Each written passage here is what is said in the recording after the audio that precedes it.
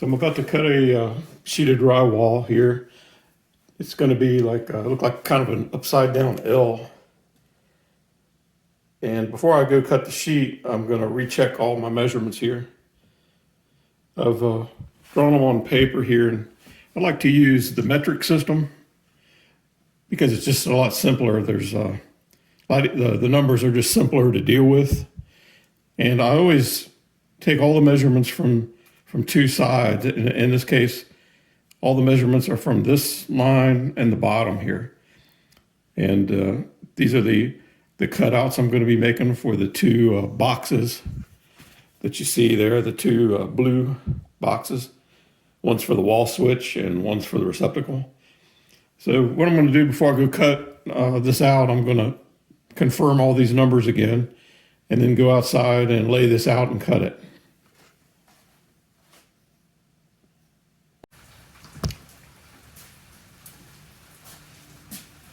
Got a drywall square here that I'm going to use to lay out the holes.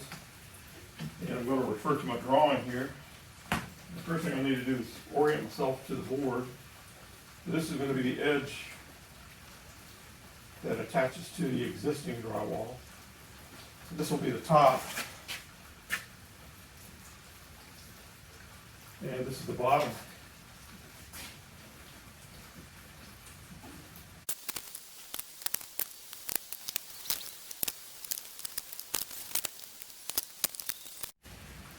So now I'm going to cut the pattern out. I've double checked it.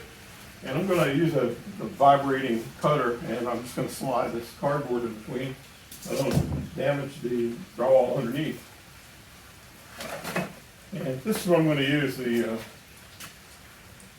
Sonic Crafter by Rockwell. Worked pretty good. I've never used this before for actually cutting new drywall. Usually I use a knife, it's private. But I'm going to for these square cuts, I'm going to see how this works out for it.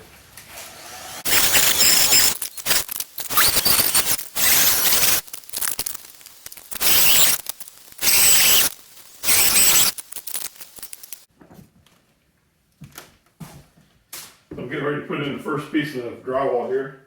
We've got the circuits breaker shut off for the light switch and the receptacle down here. I've angled them out. You can see they're sticking out so I can get the drywall to go right over the boxes.